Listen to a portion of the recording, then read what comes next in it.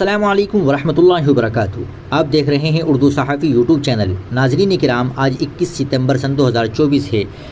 آج ایک اہم خبر آپ کے سامنے پیش کی جا رہی ہے۔ خبر یہ ہے، دینی مدارس کو دہشت گردی سے جوڑنا اسلام فوبیا کا عکاس۔ بنڈی سنجے کا متنازع بیان، وزارت داخلہ کی توہین۔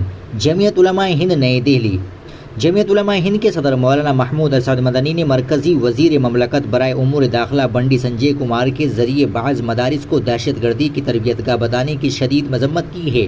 انہوں نے اس بیان کو وزارت داخلہ کی حیثیت و اعتبار کی توہین قرار دیا ہے۔ مولانا مدنی نے کہا کہ ان کا بیان شرارت اور اسلام فوبیا کی عکاسی کرتا ہے۔ یہ ملک کے لیے افسوسناک ہے کہ ایسی سوچ رکھنے والا شخص حکومت کے ایک سنجیدہ، حساس اور ذمہ دار عہدے پر فائز ہے۔ مولانا مدنی کا کہنا ہے کہ ہمیں معلوم ہوا ہے کہ وہ ایک مخصوص کمیونٹی کے خلاف ایسے بیانات مسلسل دیتے رہتے ہیں۔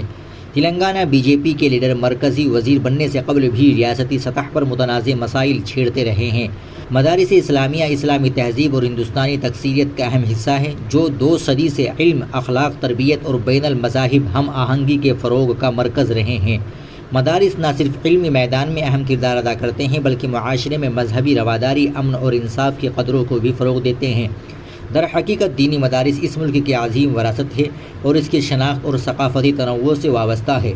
مولانا مدنی نے کہا کہ مدارس کو دہشت گردی کے ساتھ جوڑنا حقائق کے منافی ہے، بالخصوص ان کے ذریعے مدارس میں جھاڑو سے 1 کے 47 بنانے کی بات مضحکہ خیز ہے۔